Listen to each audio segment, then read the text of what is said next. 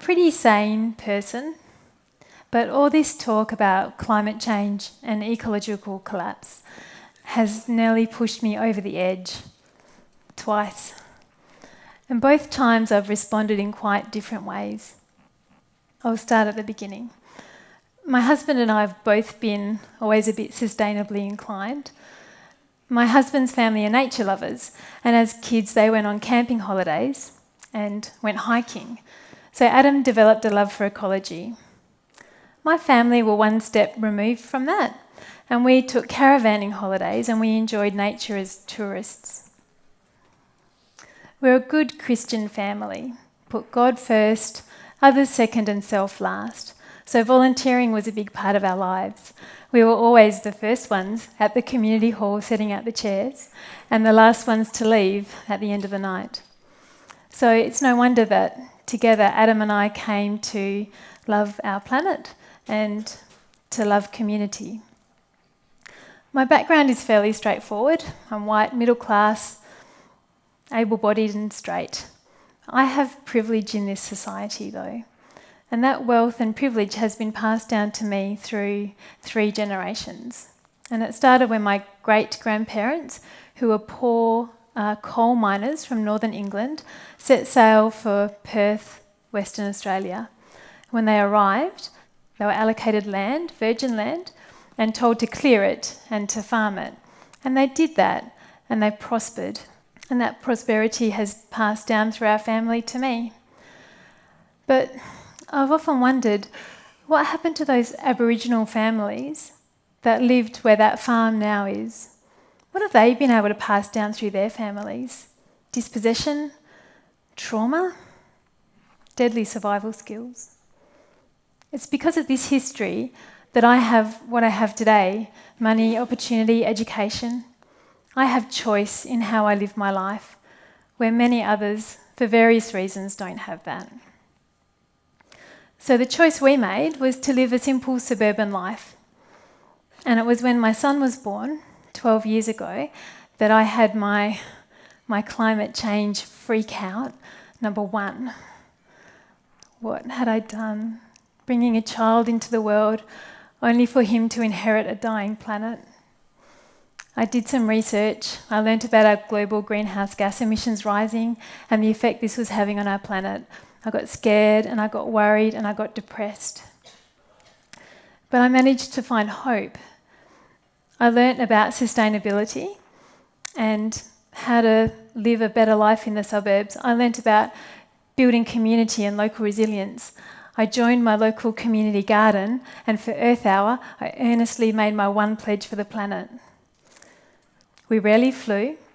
We grew a native and productive food garden, and I bought this amazing electric cargo bike, and I would ride that to work like I was Miss Sustainability in a parade.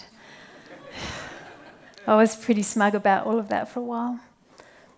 But unbeknown to me, all the while our global emissions are still rising.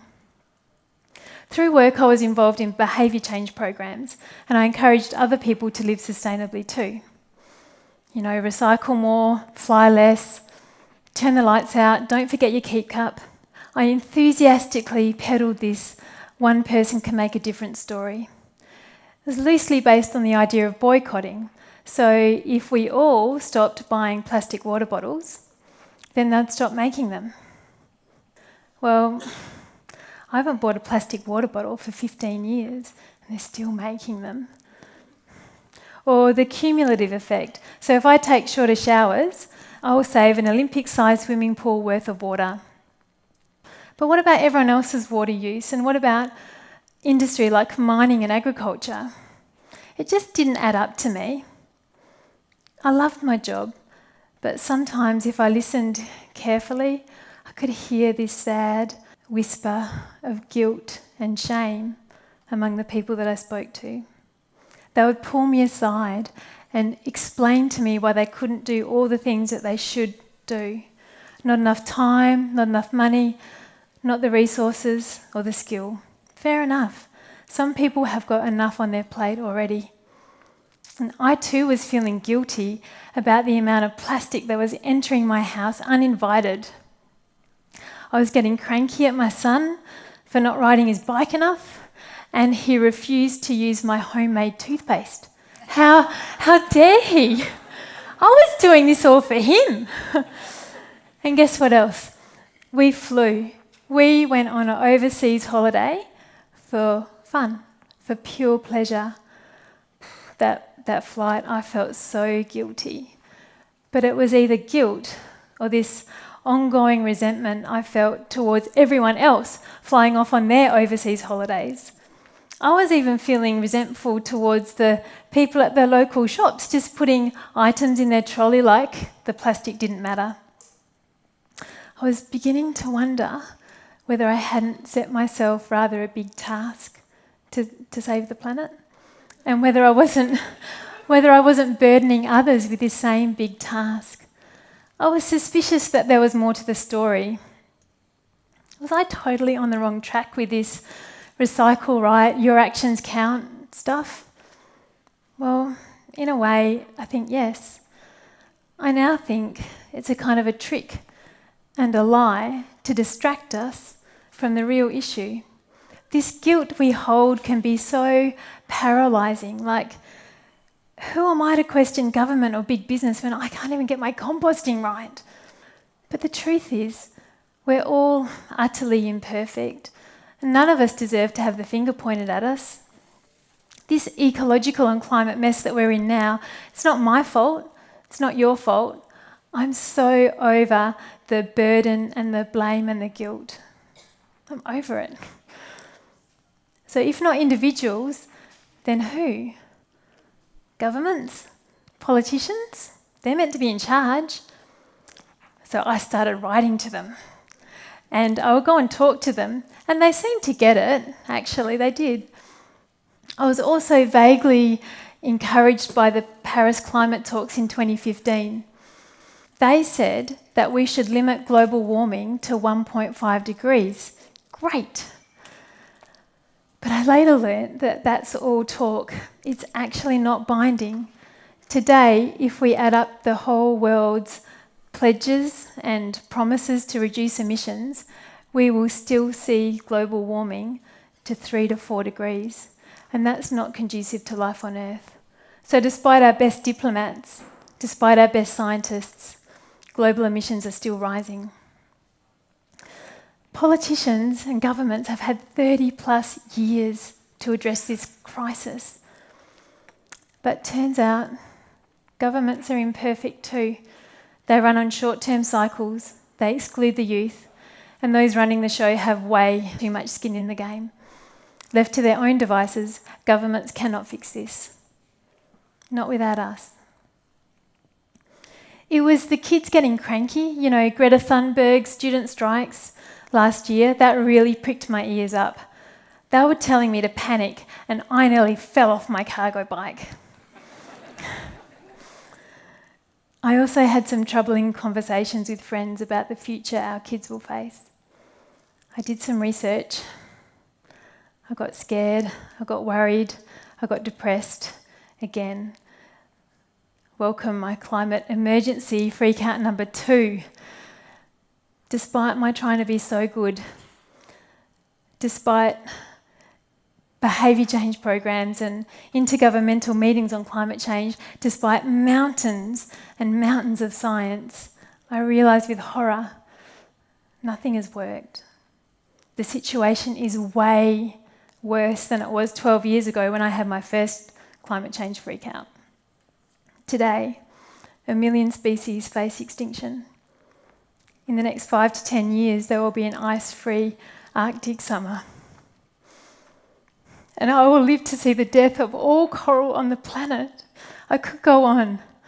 And meanwhile, our global emissions are still rising. I desperately tried to navigate a positive way forward. It seemed to me the only ones talking any sense are a bunch of school kids or a bunch of rebel activists. Who were these rebel activists? And what were they on about? So Extinction Rebellion is a global movement demanding action on the climate and ecological emergency by using civil disobedience and mass arrests to draw attention to the issue. The demands are: 1, for the media and the government to tell the truth about the climate and ecological emergency. 2, for net zero emissions by 2025. And 3, for citizens' assemblies to guide governments. Those demands don't actually seem that radical to me. When did telling the truth become radical? And zero emissions, that's not radical, that's physics. That's what we need for a safe climate future. Citizens' assemblies, like juries, are a tried and true tool of democracies used around the world, usually to break an impasse where a topic is too tricky or controversial for government. Recently it was used in Ireland to break the impasse on abortion laws. So if Extinction Rebellion's demands aren't radical, what about their tactics? Non-violent direct action, civil disobedience, mass arrests? Hey, that's a bit radical. But I think that those tactics are in line and in proportion to the crisis that we face. Civil disobedience is a kind of break glass here in case of emergency response that we need. It's a completely valid and legitimate way for citizens in a democracy to demand more from their government when their governments are failing. Our government's not coping. I know in the future that my son will face extreme weather events, food shortages, conflict over scarce resources. And I'm going to do my best to mitigate for him. And I'm going to demand action from my government and from big business because they are the only ones who can work at the speed and scale that is required. Not me, not you, them. But I'm not really a rebel at heart. Rebelling doesn't come naturally to me. I was raised a Christian, I still am. I was raised to have great respect for authority, and I still do. But I was raised to respect this planet and to love everything that lives on it and to do my best for my family. I'll continue to live my life as sustainably as I can because it's fun and because I've got the resources and the privilege to do so. And I want to live my life with integrity. But we need big, radical change, and we need it now. And so I've come to activism, and I have joined the rebellion. And you could too. Thank you.